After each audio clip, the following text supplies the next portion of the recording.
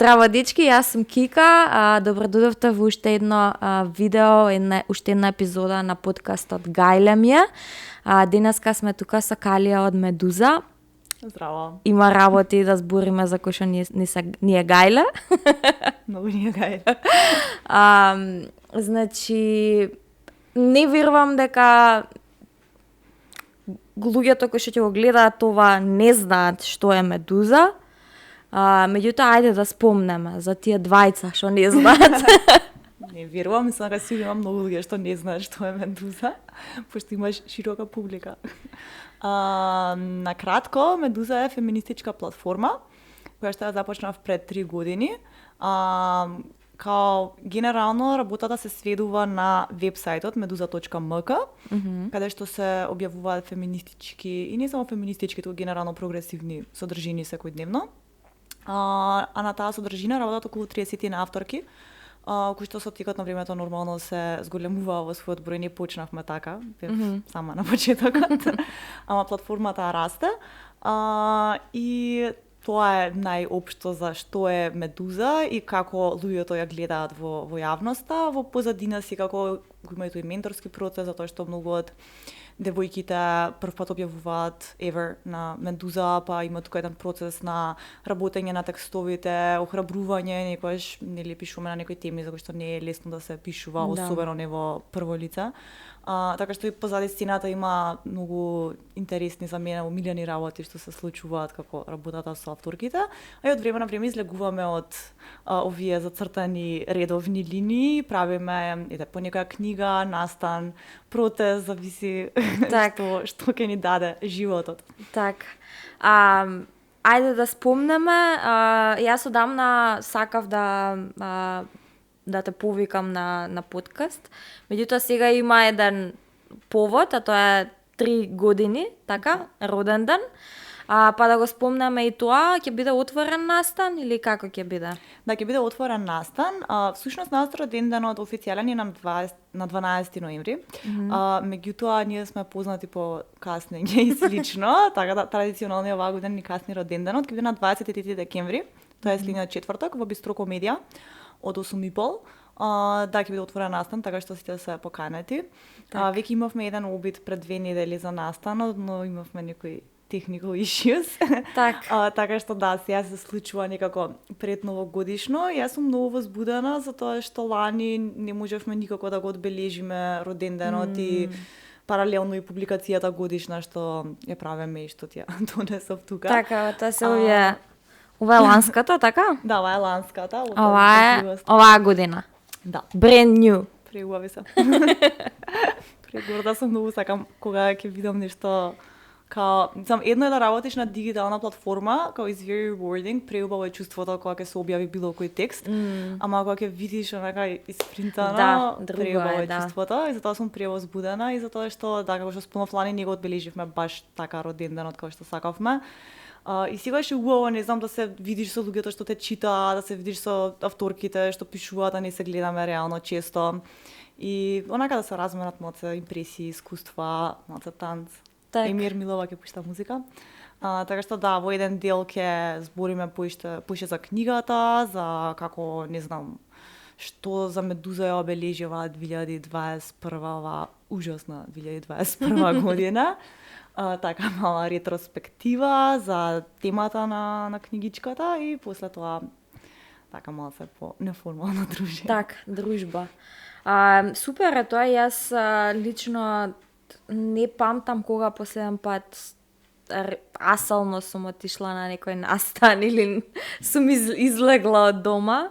Некако уште ме држи тоа дека треба што е можно повеќе по дома да се седи.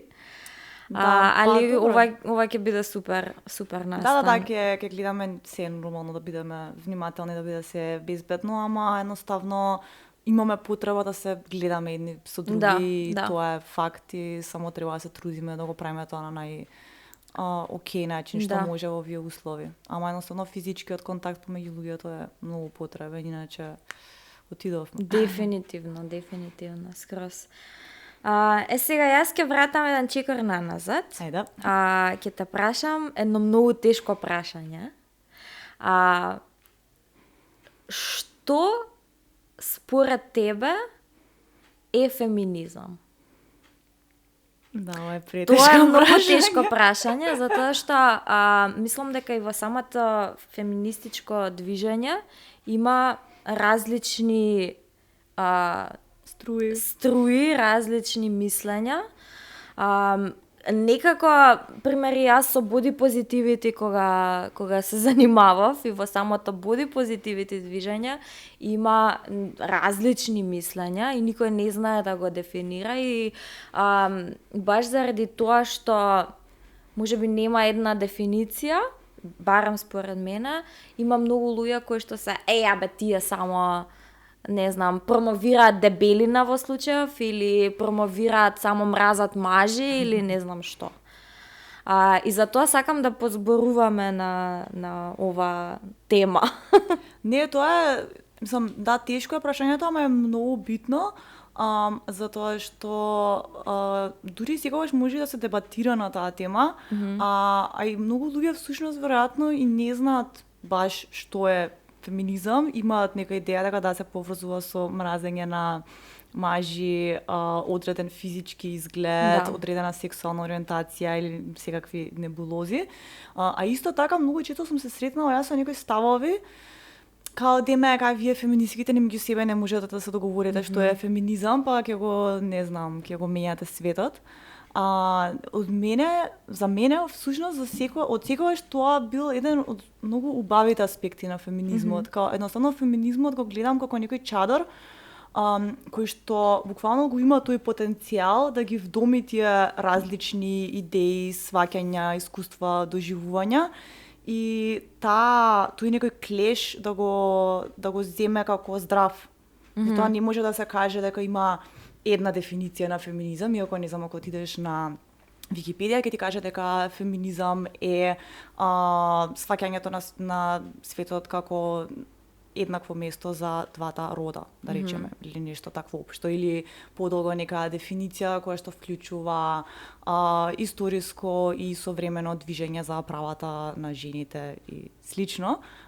Но во суштина е многу покомплексно тоа и за еден човек како мене, например, што се идентификува како феминистка од многу одамна, од средно, као на неколку години се менувало тоа. Например, можеби во средно феминизмот ми значел нешто многу базично, например, да се облекувам како што сакам, да не знам, да се бунтувам против авторитетот на, не знам, на родителите, професорите, на мажот, на не знам, на некои наметнати сваќања дека треба да изгледам на одреден начин или да имам деца или нешто во тој стил.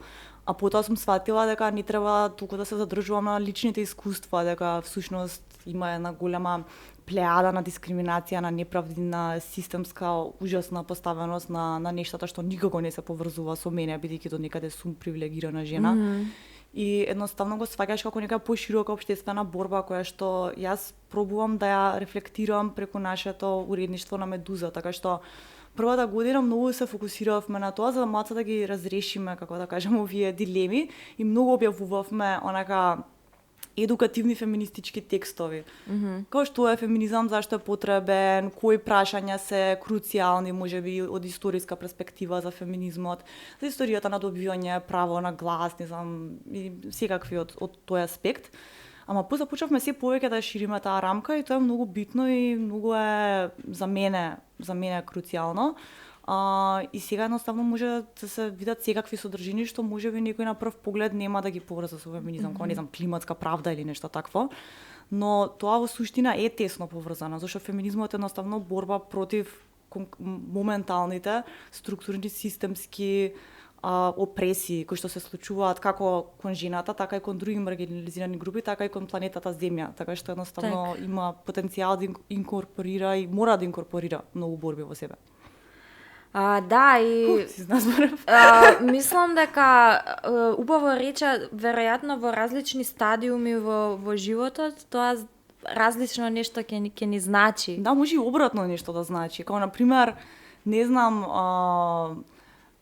можеби, не знам, во текот на животот некогаш се чувствуваш како не знам точно како да се изразам, но тоа сум го видела и кај мене и кај многу луѓе што ги знам, дека едноставно не само што ти прогресираат сваќањата на тие некои идеологии кои што ти значат, него може буквално нешто што си го мислел за вистина или за своја вистина, како нешто скроз обратно да ти значи за неколку години. Например, не знам, можеби во некој период од животот, пошто сум сакала да се покажам како малце по rough или како по independent, како можеби сум се облакала широко, не сум сакала да ме сексуализираат и слично, и сум мислела дека тоа е феминистички.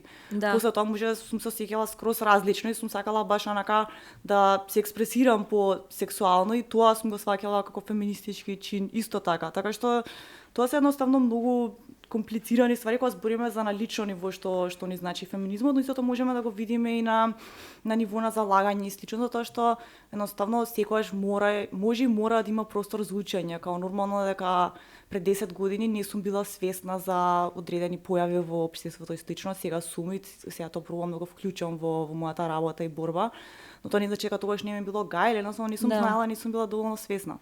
Да, јас можам да направам една паралела со мојот процес од body positivity до нас што сега го мислам на таа тема, пошто мислењето и односот кон своето тело како жена, мислам дека исто така едно се поврзува со феминистички прашања. Да.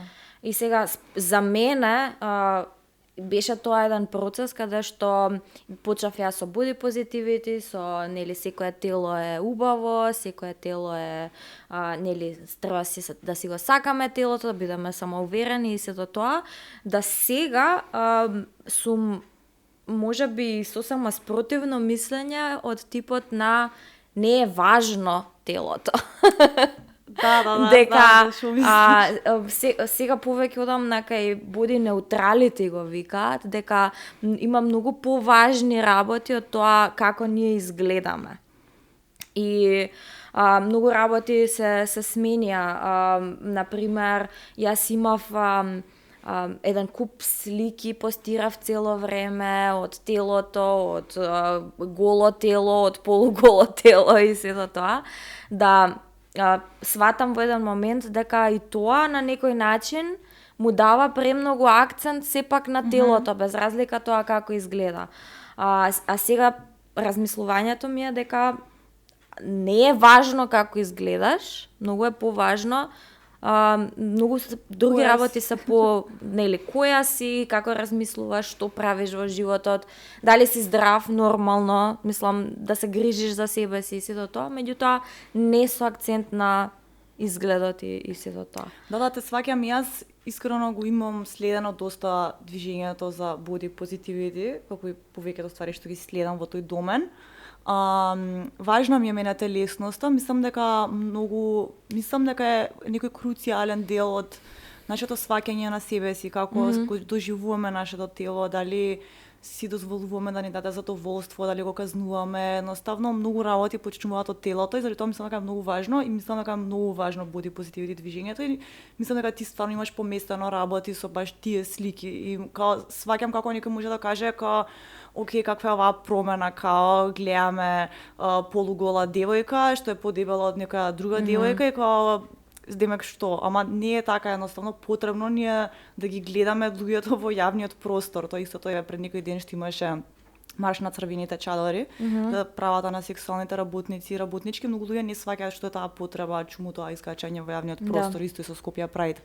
Ама тоа е многу важно, затоа што невидливоста повредува и едноставно не можеш ти да артикулираш, да бидеш во светот, да правиш промени, на крајот на денот да бидеш среќна особа, ако те нема. Да. Ама од друга страна, мислам дека исто така е многу важно во што го кажуваш, што на некој начин си го поминала тој пат, си направила нешто што ти било важно. Верувам дека пошто имаме зборено на темава дека тоа било дел и твојот процес на себе прифаќање и слично. До еден момент кај што сваќаш дека телото е тука за да ја носи мојата енергија и душа додека сум на планетава.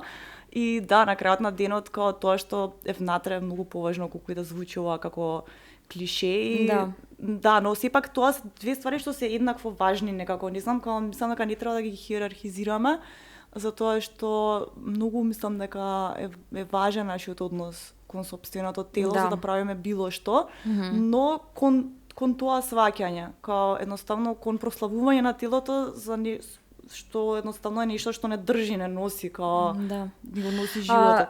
Некако многу посветуваме време на тоа тело и енергија и има многу жени кои што има некои работи кои што си ги забрануваат себе си само затоа што изгледаат вака или онака. Значи, како изгледаат им влијае на квалитетот на животот. Да, апсолутно, тоа се гледа и во, не знам, сексуални односи, такви ствари, Да. као колку пати сум слушнала нека девојка, сам другарка се едно, као не е издепилирана и као нема да има секс, као ќе си ускрати телесно Да. и душевно задоволство, затоа што не влегува во некоја слика, што можеби не е нејзината слика за убаво тело, као најверојатно Да. не е. Така што тоа е многу тажно.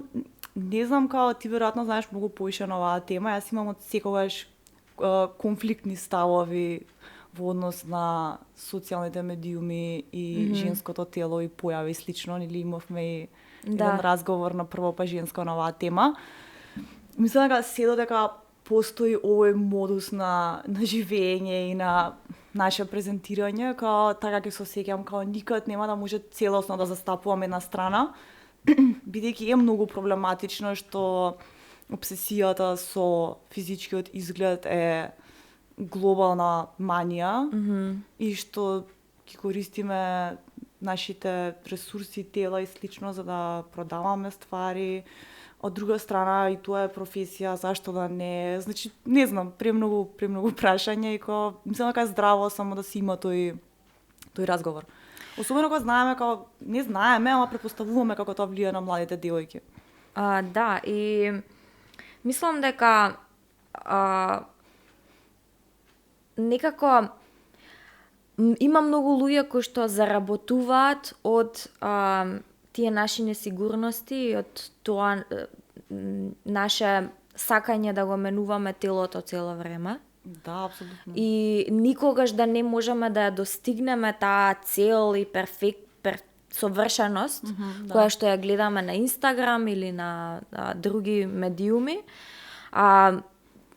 Онака ако застанеш и една просечна девојка да видиш колку прво пари и енергија троши на своето тело, на депилации, на не знам коси, фарбање, шминки, ногти, веги, трепки, не знам што све не. И секој месец, секој 2 месеци искача нешто ново, беа трепки, па сега се веги ваква нели мода, па не знам што ќе испадне и цело време е нешто ново. Ако собереш на месечно ниво колку пари се дава, да не зборам колку коштаат шминки, колку време се троши, значи за една девојка да излезе од дома, треба ја да станам 2 сати порано, да измијам коса, да исушам коса, да средам коса, да се нашминкам, да се облечам, па што со што иде. А мажите тоа најголемиот дел се од нив. Не можам да кажам сите, меѓутоа нив дозволено да си бидат какви што си се.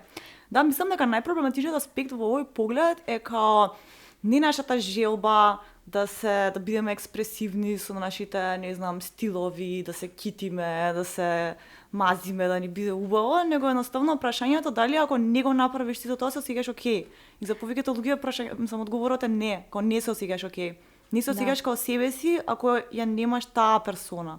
Скроз. И тоа е некако проблематичниот дел. Јас, например, во последно време почнав да снимам без шминка, без ништо.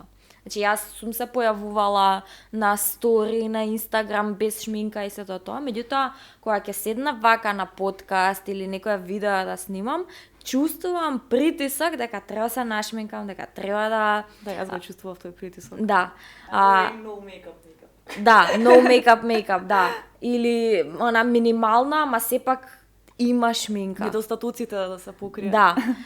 И затоа во последно време сакам да се притиснам себе си да излезам од тајата комфортна зона и буквално без грам шминка, без ништо, ова сум јас. Го Така. поздравувам тоа екипа. Ова сум јас и не е важно кој ова видео ќе го види и дали ќе рече види ама е ружна ова или не знам што и да рече. Да, пошто на крајот на денот и кога ќе бидеш на шминка на некој ќе каже нешто, затоа што многу имаат проблем со ова, две жени што зборуваат на некоја тема, го објавуваат тоа јавно, едноставно критиката ќе дојде. Да. И не е важно како изгледаш, едноставно секогаш си му на никого трн во кој тоа е нормално и окей. Што сакав нешто исто да додадам за ова што го збореше, да. Ова некако многу исто е многу е проблематична таа сфера на self-care and self-love, која што е препопуларна веќе со години, веројатно зашто паралелно иде со капитализмот, со нешто преработување и немање време за себе и некои слаби, лабилни односи меѓу човечки и слично, така да се прави смисла. Меѓутоа, као нус продуктот е толку токсичен и као толку мислам дека не е поврзан со суштината на self-love и онака толку прави притисок дека да треба да трошиш на некои продукти за да се осеќаш убаво со сам себе, Да, и и дека self-care. времето за себе е поврзано со трошење и едноставно тоа е многу болно и прелесно е да влезеш у таа матрица. И не знам, баш пред 2 години веројатно читав една книга од Audre Lorde, каде што многу зборува за self-love. Всушност, као тие концепти многу често потекнуваат као теоретски од некои феминистички авторки, теоретичарки и слично. Така што тој концепт има многу радикален потенцијал во себе. Едноставно да се сакаш себе си е радикално, особено во вакви времиња. И онака многу ми е жал кога гледам колку е однесено таа насока и колку и себе си се фаќам дека као сум подложна на тоа. И као at the end of the day, као кога не се осеќаш окей и каква маска и да ставиш на фацата, нема да се осеќаш окей. Ако си преморена, преработена, ако те повредува се околу тебе, ако ти свиркаат мажи на улица, ако немаш некои базични права и слично, као едноставно што ќе ми помогне трошењето на продукти ако сум длабоко повредена и несреќна особа, као. Да. Ќе направиме сега еден шифт во муабетов, затоа што кога станува збор за женски прашања има еден куп за кој што можеме да збориме. Ама има едно кое што е сега актуелно и особено последниве години, а тоа е насилството врз жените, говорот на омраза врз жените и слично. И сега сакам да прочитам нешто што е последно, па ќе збориме. Вика, се случила собраниска расправа за измените во кривичниот законник за справување со насилството врз жените. Комисијата за еднакви можности на жените и мажите во собранието денеска на 15 декември организираше јавна расправа по предлог законот за изменување и дополнување на кривичниот законник, која што има за цел, меѓу другото, исправување со насилството врз жените. На расправата се обрати и министерот за правда Бојан Маричек, кој што ја истакна важноста од усогласувањето на домашната правна рамка со Истанбулската конвенција и вистинската примена на овој значаен меѓународен документ за борбата со насилството врз жените. Има уште работи овдека, меѓутоа, ајде да видиме прво што е Истанбулската конвенција, за оние кои што не знаат. И јас знам малце. Ја не дека знам знае колку, затоа што не сум правник, но знам колку што ми е потребно да знам. Истанбулската конвенција е меѓународен документ кој што е наменет за спречување и превенција од родово базирано насилство и семејно насилство. Порано многу беа мислам, особено кај нас до пред една година, многу повеќе се користеше таа рамка на семејно насилство, што де факто исклучува многу други форми на насилство, кои што исто така се поврзани со родот. Така што родово базирано насилство е една многу поголема рамка која што вклучува се надвор од брачните односи, а тоа е многу. Така што ние конечно го донесовме пред една година, ние како земја, новиот закон против родово базирано насилство и семејно насилство. Тоа се случи непосредно после протестите, маршовите и слично поврзани со јавна соба и генерално непостапувањето по родово засновано насилство. Законот е одличен затоа што вклучува некои нови форми на родово базирано насилство кои што не беа застапени во претходниот закон, како на пример сексуално вознемирување преку интернет, демнење. Исто така тоа што е многу важно е што и дефиницијата за што е силување беше целосно променета. И всушност целиот овој закон е правен по мерка на Истанбулската конвенција. Истанбулската конвенција всушност на државите кои што се потписнички на некој начин им налага нивната легислатива да ја усогласат со тоа што го налага конвенцијата. Бидејќи не знам до пред овој закон беше многу тесна рамката за што всушност представува силување, заради тоа многу жртви има огромни проблеми на суд да докажа дека биле силувани, бидејќи немале физички повреди, не може да се докаже дека давале отпора. Добро е познато дека при силување многу често се случува феноменот на фриз, не даваш никаков отпор, така што тоа беше многу важно да се прошири таа дефиниција, така што законот на некој начин ги вклучува тие по родово сензитивни начела, меѓутоа законот како закон не може ништо да направи се додека тоа не е вклучено во кривичниот законник, според кој се гонат сторители на кривични дела. Ова многу се одлагаше, као цела година се притискаше да се направат овие промени во кривичниот законник. Се надевам дека набрзо ќе поминат, бидејќи всушност и во овој измеѓу период кога веќе имаме одличен закон против родово базирано насилство, а не е влезен, тие промени не се влезени во кривичен законник, ти повторно не можеш да како да се изразам, да ставиш некој во затвор, на пример за сексуално вознемирување преку интернет, пошто повторно ќе имаш такви системски проблеми. Така што ова е многу важно, ама кика јас сум од тие луѓе што многу поише се фокусирани на културата на насилство, на меѓучовечките односи, на самото тоа што се случува во институциите, во домовите, на работните места, бидејќи ова е менување на нештата од горе надоле, што е многу тешко. Затоа што едноставно културата е насилна, културата е женомразачка, тоа го гледавме преку јавна соба, кој што не е ни најголем, ни најстрашен инцидент, мислам постојано се случуваат, гледаме на вести, има статистики, постојано се случува родово засновано насилство, особено во семејни интимни релации. Имаме висок број на фемициди, мислам дека 4 на број лани. Така што менување на закони, на кривичен законник е само една трошка во целата работа што треба да се направи, тоа што на крајот на денот повторно полицијата не постапува како што треба, повторно се сомневаат во исказите на жртвите, на суд исто така се случуваат некои ненормални ситуации каде што една жртва со присуство на насилникот треба да сведочи и слично. Едноставно системот не е наклонен кон овие промени и тоа е фактот. Јас имав едно искуство неодамна што не беше поврзано со родово базирано насилство, меѓутоа сакав да отидам да пријавам нешто во полиција, да пријавам личност и тоа што ми го рекоа е дека морам да дадам целосни мои информации и кога ќе го повикаат тој човек ќе му кажат Христина Младеновска со таа и таа адреса, тој матичен број, не знам, сите мои информации ќе му ги кажат и ќе му речат се пожали од тебе. И викам, добро, и како јас ќе бидам сигурна дека нема да имам поголеми проблеми после тоа, откако тој човек ќе ги дознае моите информации. И полицајецот ми рече, а што ти очекуваш да ти дојдеме на врата да ти стражариме, да те чуваме?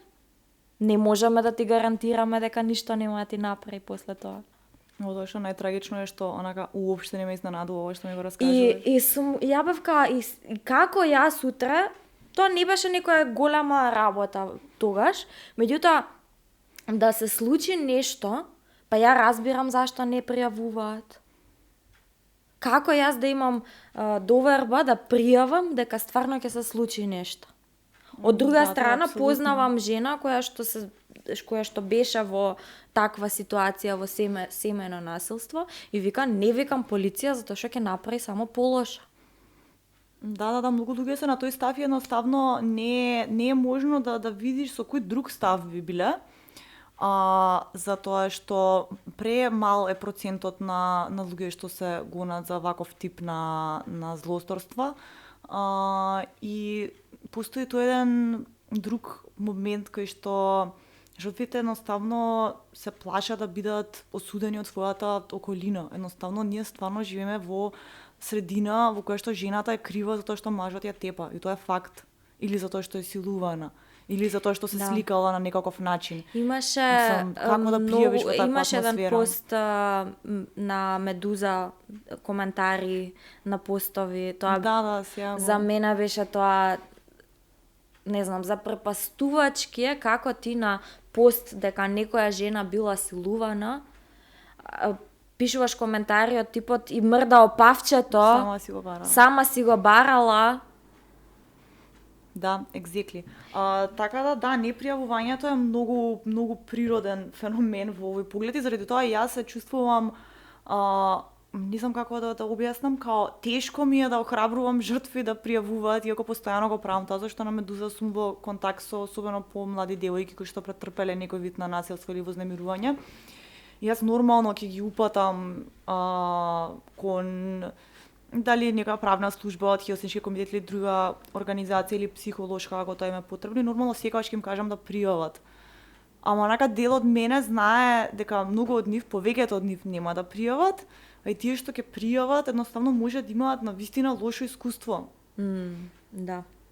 За жал, да. Во книгичка овнова публикација има еден одличен текст за МВР и непостапување на Сара Миленковска и Љупка Трајановска. И баш онака влегува во сршта на фактот дека полицијата е многу често насилникот кој што се чувствуваме дека треба да се заштитиме, а не некоја институција што не заштитува нас. Као едноставно не се чувствуваш безбедна како жена кога ќе отидеш во полициска станица и тоа е факт. Воопшто, да. И никој не прави ништо за да го олесни тоа. Тој онака се ситат. Да. Од друга страна, дефинирањето на што е тоа силување, не знам дали имаш дефиниција или која е дефиницијата? Не знам искрено точно која е дефиницијата вака од памет. Сега е доста комплексна, како што ти кажа, во новиот закон. Но го вклучува било кој сексуален акт кој што е против согласноста на една од особите. Бидејќи порано, например, многу лудо беше, мораше да биде докажана пенетрација, некои такви ствари што никако не се поврзуваат со фактот дека согласноста е клучниот збор тука. Да. Се што е сексуално, зашто нема согласност е силување или сексуално вознемирување, зависи за каков вид на узурпација зборим. Значи, многу е важно, мислам дека нашата перцепција и некако се освестуваме и слушаме повеќе работи, имаме пристап до повеќе информации, некако таа дефиниција еволуира и кај нас. Значи, јас сум имала моменти кај што ќе слушнам нешто или ќе прочитам нешто и онака се враќам назад, филм си го враќам и си кам, се ми текнува на некој искуство и се кам, чекај малце.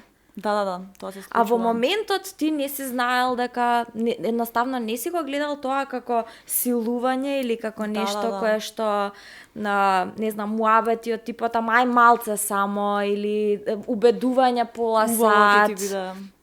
Да, и такви некои моменти си дека не речеш као окей или онака си као почнеш онака не викаш ништо веќе. Да. Или такви некои моменти и кога се навраќаш назад и си викаш чекајте малце другари.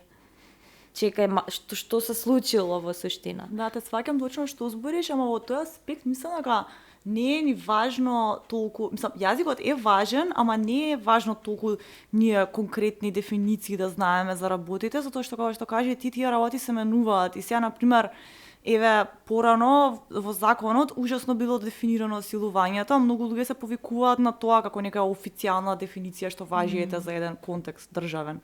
Но тоа не значи дека не било силување тоа што не било признаено во таа некоја дефиниција. Едноставно нешто што се чувствуваш, ти кога се чувствуваш дека твоето тело, безбедност и едноставно твоето личност, достоинство што и да е повредено, тоа е тоа, тоа е дефиницијата што ти треба. Зашто едноставно мислам, иако верувам и дека и нас со текот на времето веројатно ни се менуваат како да кажам, сваќањата за работите, зашто е во ред луѓето да прават со нас и на нас и што не е.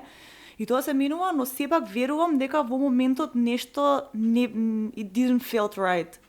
Да, дури да мислиш дека нешто нормализирано, мислам еве како такви банални работи како пето дели некоја намава по ГС, тоа беше нормализирано, ама некако некаде нешто ти кажува дека не си окей со тоа. Да. И сега дури после 15 години од тогаш се зборува дека тоа не е окей, и општеството го валидира тоа како некакво искуство, тоа што не било случајот, ама јас верувам дека секоја девојка која се нашла во таква ситуација кај што се чувствува дека е загрозено постоењето, кога го знае тоа. Го знае тоа, меѓутоа има и една доза на себеобвинување. Секогаш. Јас сум крива. Зашто јас сум се ставила во таа ситуација? Зашто ако не сакам да имам секс, зашто сум отишла уопште кај него? Пример. Затоа што рекол дојди ќе гледаме филм. Да, мислам дека е многу тешко, колку и јас и ти да збориме, пак мислам дека ако се најдеме некоја таква ситуација, пак ќе се обвинуваме себе си, зашто тоа е најтешко некој да се излечиш од вината. Као многу размислувам за вина во последно време и као мислам дека тоа многу го обојува женското искуство како такво. Као едноставно константно чувство на вина и на нешто дека должиш некому во сите сфери, као не само за насилство и за вознемирување, него и за работа, и за меѓучовечки односи, постојано некој извинување, постојано некој барање на вината во себе, кој едноставно сваќаш дека не ти се валидирани искуството, како зашто да чувствувам вина зашто постојам, као на тоа се сведува на крај.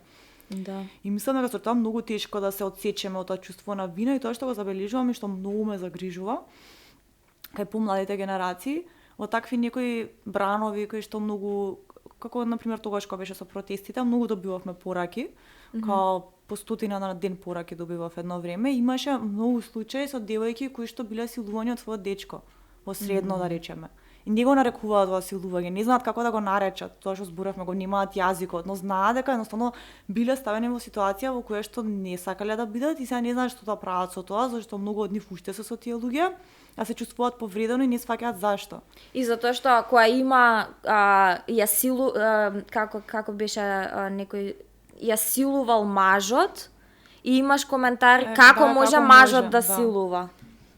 Значи тоа е негово право, не може не е тоа силување. И допред некое време тоа важеше и за насилство, мислам за во брачни односи. Така или ја тепал жена му, па што се мешаш ти, тоа нивна работа дали ја тепа. Да, многу е тажно што овие работи во феминистичкиот дискурс се воведени во вториот бран, значи кога во 70-ти години почнува веќе да се зборува за тоа дека тоа што се случува во домот не е приватна работа, него е јавна, доколку се случува повреда на ничии права. А сега после 100 години као истите ствари ги збориме, као не е приватна работа ако мажот ја тепа жената, као тоа е јавна работа зашто тој човек треба да оди во затвор. И мислам дека се уште многу постои тоа уверување дека не треба да се мешаме, едноставно не е наша работа. Колку има многу работи за зборење. Ја ќе се вратам пак еден чекор назад за јавна соба. Јас не видов информација да некој беше казнет. Тоест, нешто прочитав, ама не е никој казнет, две особи се во процес. Беа во притвор, сега се мислам уште во процесот на судење, така да нема уште одредена казна, но што се две особи од 9000 мажи што си споделуваат слики од девојки. Најтрагичното е што такви групи се уште има. Може би не се 9000 во една група, меѓутоа такви на по локално ниво има и ќе има сигурно. Да, има многу такви групи, врска немам колку има, затоа што тоа е нешто што не може да се пофати. Као јавна соба единствено излезе во јавноста, веројатно заради таа масовност. И после тоа некако така беше моментумот и премногу луѓе беа заангажирани во тоа поле, да речеме, па тогаш се откри и Гевгелија Хаб и некои други од други региони од Македонија. И всушност и после некој време испадна дека нели има и регионални на ниво на Балкан. 3-4. По истиот, не знам дали јавна соба беше првата со таква масовност, но тоа што се забележува од тие групи е едноставно таа култура што се негува внатре. Така што таа иста култура сигурно се негува во некои микрогрупи со 20-30 членови. Да. Така да не е секогаш прашање на масовност, него е прашање на како го третираме женското тело и право на постоење слободно и слично, и што прави системот за да спречи вакви појави. Ништо е одговорот, за жал.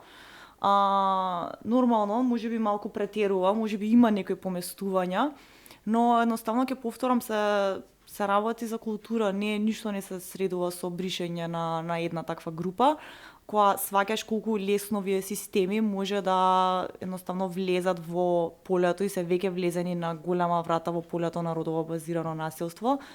И не знам што да кажам, ова е нешто што мора онака да се работи од корен. Сексуално образование. Како тоа баш ќе те прашав.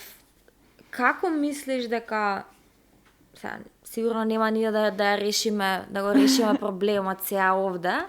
Меѓутоа, што гледаш како еден чекор што може да се направи да... Тоа е нешто што тогаш многу зборувавме, дека едноставно гледаме колку на рана возраст луѓето веќе навлегуваат во таа матрица на некои многу строги и предодредени улоги за што е мажот, што е жената, што е дозволено, што не е дозволено, казнување на одредени однесувања на девојките и наградување на истите кај машките. Гледаме дека тоа е едноставно нешто што се учи од многу рана возраст. И дека едноставно живееме во општество во кое што постои на крајот на денот базична непочит кон девојките и жените. Скрос. Да. Тоа е нешто што првенствено се учи од дома, нормално, значи домашното образование е секако важно, но тоа нема како да се систематизира на крајот на денот, секој си ги воспитува децата како сака. Така што јас лично верувам во сеопфатно сексуално образование. Затоа што знам дека според модулите ги опфаќа и тие аспекти на меѓусебна почит, на согласност, на емпатија, на разбирање на другите родови, на тие различни од тебе.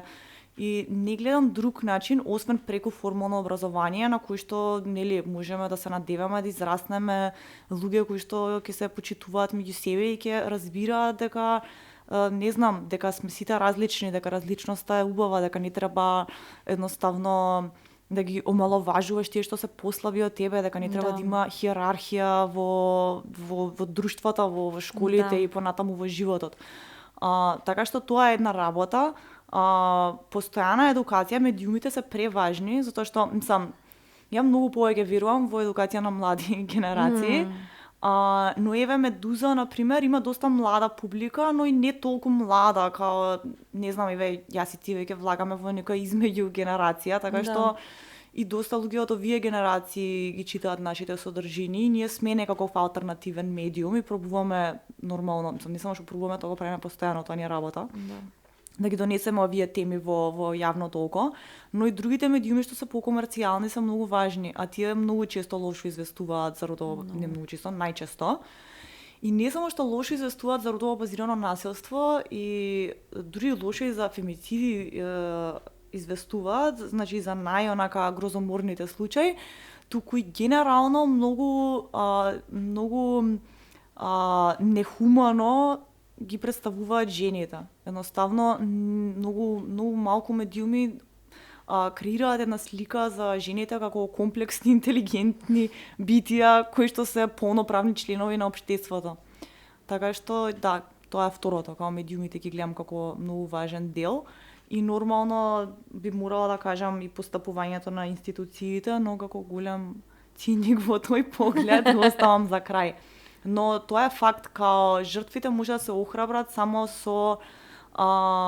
со дела. Да. Ако гледаш дека системот функционира, ќе се охрабриш да пријавиш и слично, ова е сега веќе друга тема, ама тоа се вајде сите тие делчиња што мора паралелно да функционираат за да имаме некаков прогрес. Да.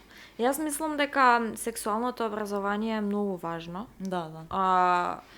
И мислам дека како и феминизмот или боди позитивите движењето, и сексуалното образование има проблем со брендинг. И заради тоа се луѓето паѓаат у несвес, има нели многу луѓе кои што се против тоа и сето тоа. И сега ја на тоа викам, децата секако се образуваат сексуално. Само се образуваат од веб сајтови за возрастни. Значи, најголемиот дел од родителите немаат појма што децата прават кои ќе им дадат телефон, кои ќе им дадат компјутер и пристап до интернет. Да. Немаат појма, најголемиот дел од родителите не знаат како да ги блокираат тие страници, а и да знаат, децата наоѓаат начин како да пристапат повторно до таков контент. И сега, дали сакаш ти детето да ти учи од порно звезди или сакаш од професионалци кои што си ја знаат работата и онака споделуваат вистински правилни информации. Да, широк контекст. Да. Да, и плюс родителите многу често не зборуваат со своите деца на овие теми. И сега од една страна као ти не игеш да ги комуницираш тие теми, не игеш да се комуницираат во школа и као правиш еден огромен вакуум кај што едно дете се развива и не разбира ништо за своето тело и за телото на другите и као и за едноставно еден круцијален дел во животот кој што едноставно тогаш ти се создаваат тие слики и тие многу важни концепти на граници и на почит. Да. И ако ти не сакаш да го збориш тоа со детето, зашто ти е незгодно, веројатно, не знам зашто инаку. Као дозволи образованието да го направи тоа. Затоа што едноставно тоа е единствен начин за да израснат луѓето во здрави возрастни сексуални битија. Се друго е нуспојава. Од друга страна, учиме историја што се случило во 1834-та. А не учиме овци има, не знам, се кај Македонија. А не учиме што се случува со сопственото тело. Да, и тоа што најтрагично е што учиме како се прават деца. На еден многу нечовечки начин. Без никаков контекст. Као why? Да.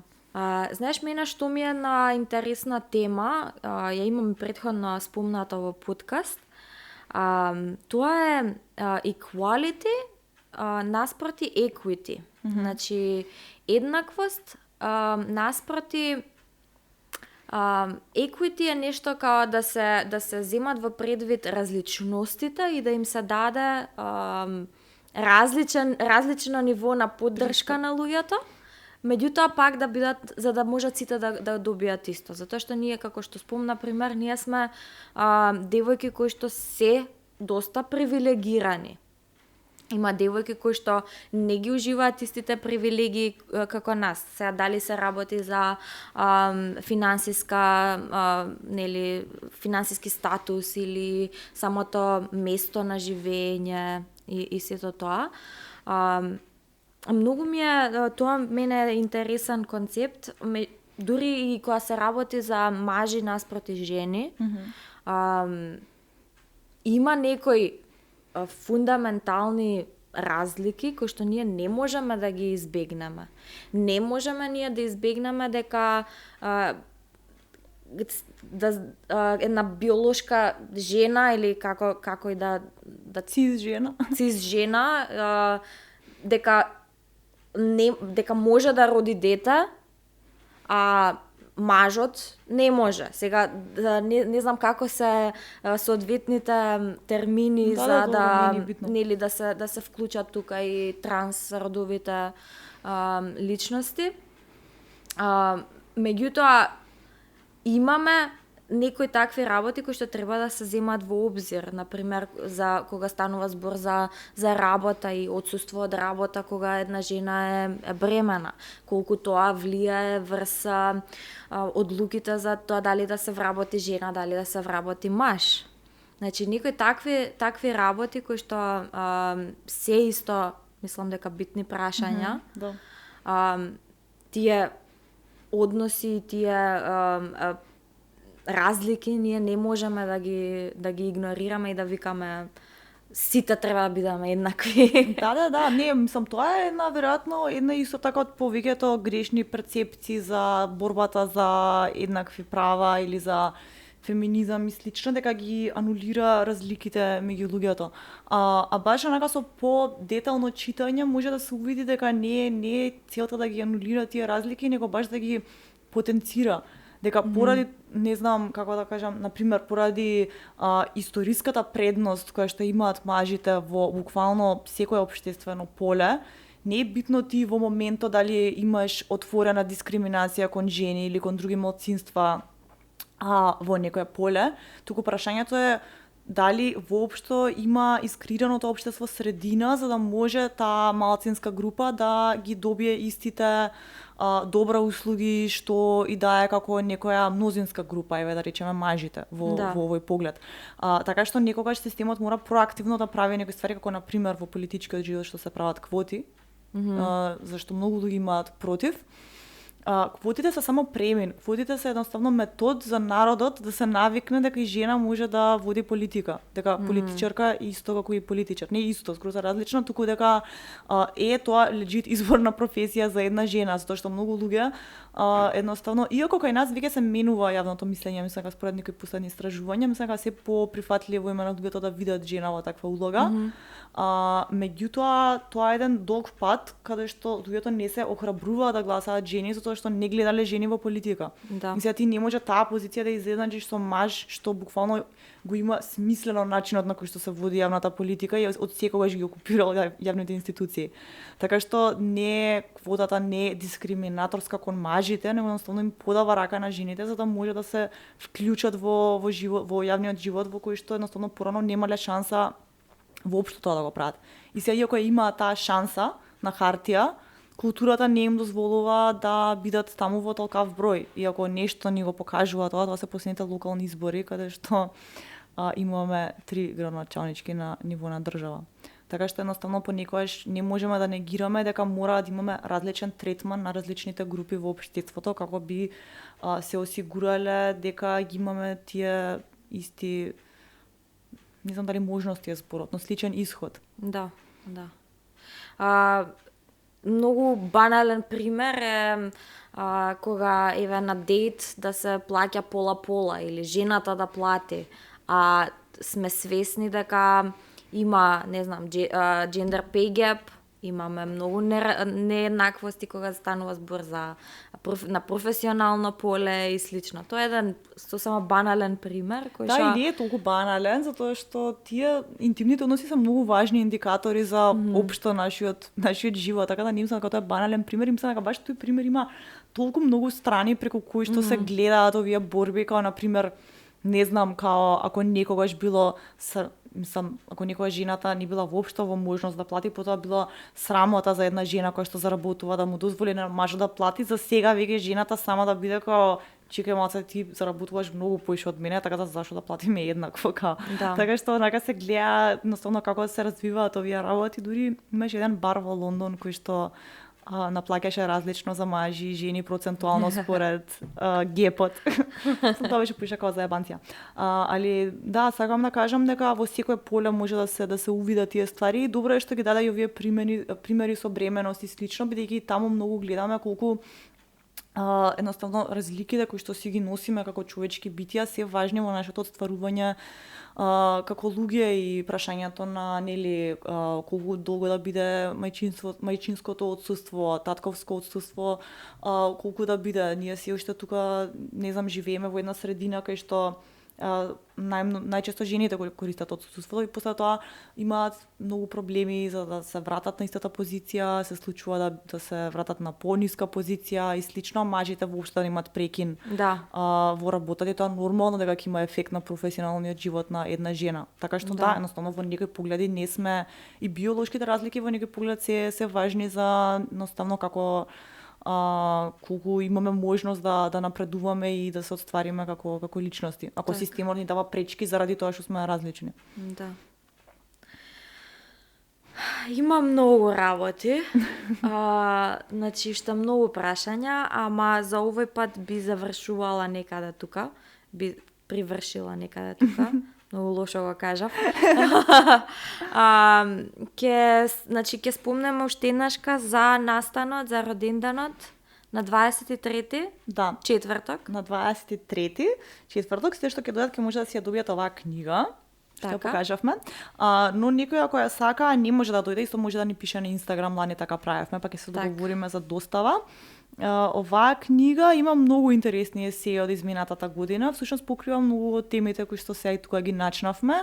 Многу подлабоко. Да, многу подлабински, не би навлегувала премногу, затоа што сакам да читаат луѓето. Да. Ама едноставно многу ми беше важен овој наслов и многу ми е важен феминизмот од оваа перспектива на почетоци. Едноставно тоа е тоа, ова е тоа. Кога збориме, се прашуваме дали нешто што сме правеле порано сега би го правеле или како би го правеле, кој начин е вистински, дали има вистински начин. Едноставно questioning everything и онака мислам дека оваа книга на добар начин го прави тоа. Едноставно сакам да им даде на луѓето охрабрување за нови почетоци. Кога да не се плашиме од грешки, да не се плашиме да збориме за стварите што ни се важни, макар и за 2 години да би мислеле нешто различно и така, мислам дека е доста охрабрувачка во изборот на текстови. Јас ќе ја читам, еве ја имам уште пред четврток. Ќе се видиме во четврток и сите оние кои што ќе бидете таму, ќе се видиме. Значи ќе завршиме тука. Фала ти многу што дојде, се надевам дека пак имаме прилика да направиме уште муабет, пошто има многу. Фала ти, Кика, супер ми беше. Фала на покана. Лабаво, овие видеа можете да ги видите на YouTube и на Instagram и ќе се видиме во наредната епизода. Чао, чао. Чао.